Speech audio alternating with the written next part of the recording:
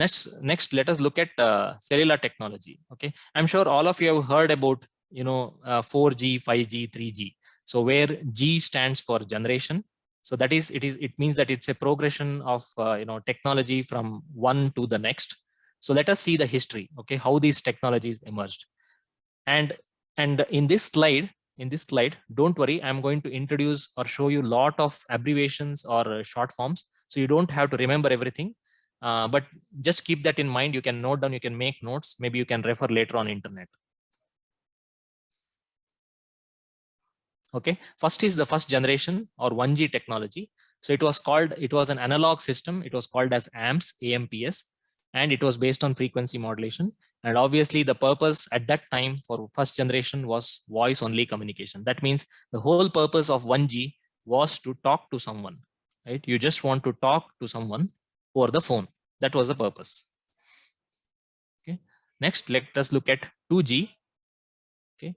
The purpose here was, apart from voice, there was some kind of minimal amount of data, typically SMS, and the technologies during that time were GSM and CDMA.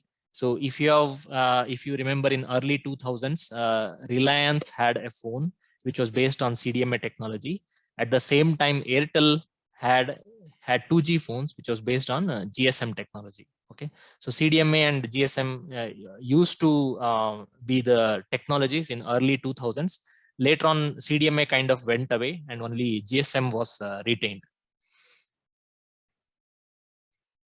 Okay, then there is 3G technology. So this was again a digital communication, and the newer terms were WCDMA and CDMA 2000, TDS CDMA. So what you should remember is, as we progress from 2G to 3G, voice was still there, but you can see that the data rate increased. So previously it was about 60 kilobits per second. So it started going up to 2 megabits per second.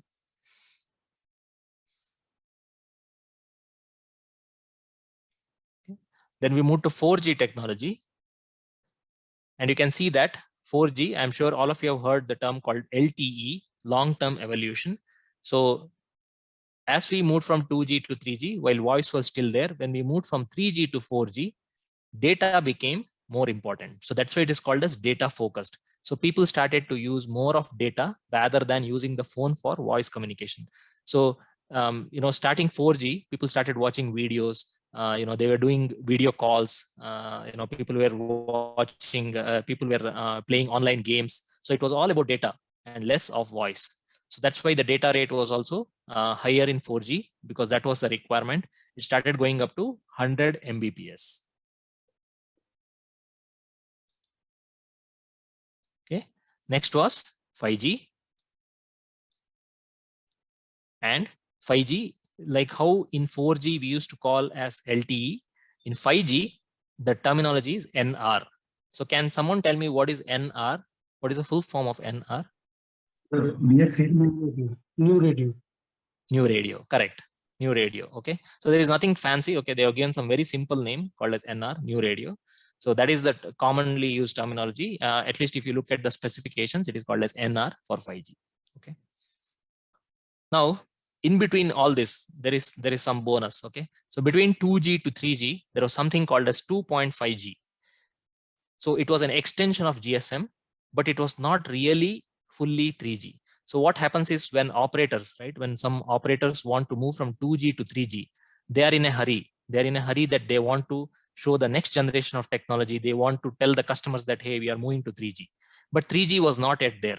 So there was intermediate step called as 2.5G, where if you see that here the data was 60 kbps. Okay. In 3G, it was 2 Mbps. So if you look at 2.5G, it was somewhere in between. It was more than 2G, but it was less than 3G. Okay. So you may not be immediately aware, because your phone will not tell you exactly whether you're in 2G or 2.5G. They may say 2G plus or 3G plus or something like that, right? Some terminology the phone may show up.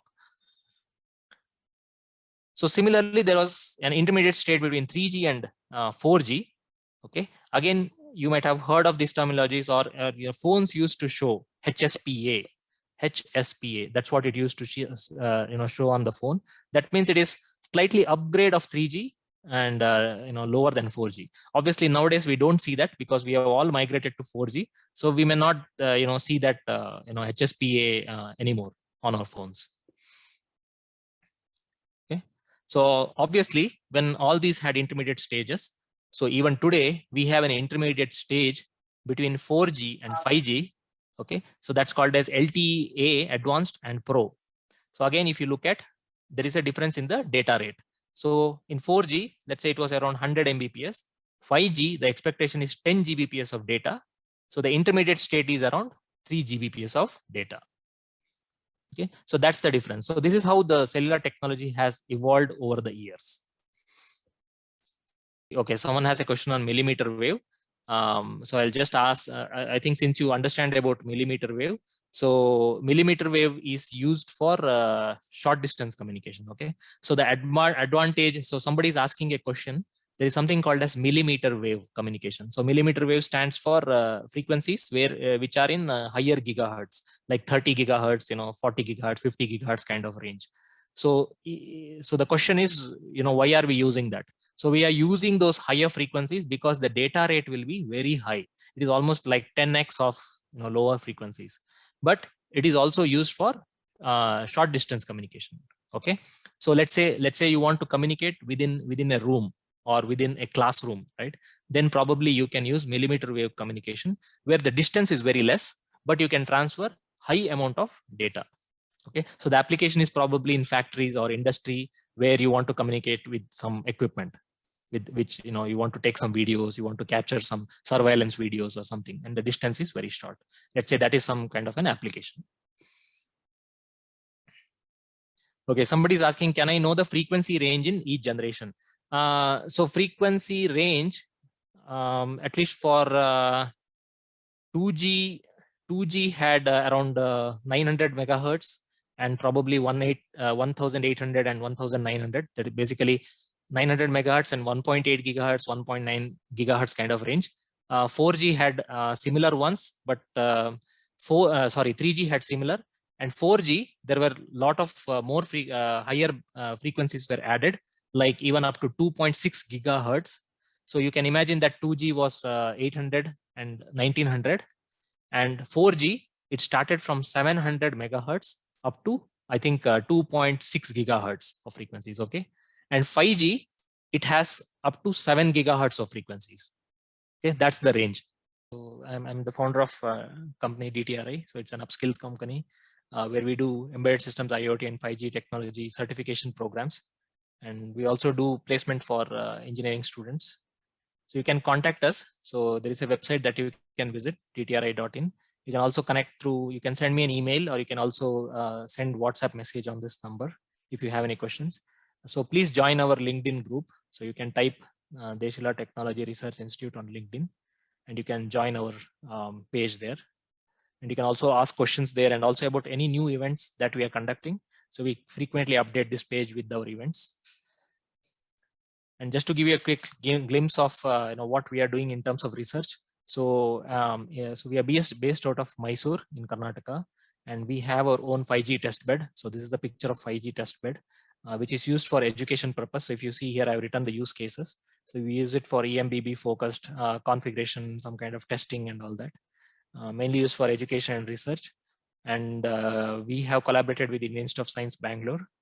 Department of Science and Technology has funded this program, and we are based at SJC Step Mysore.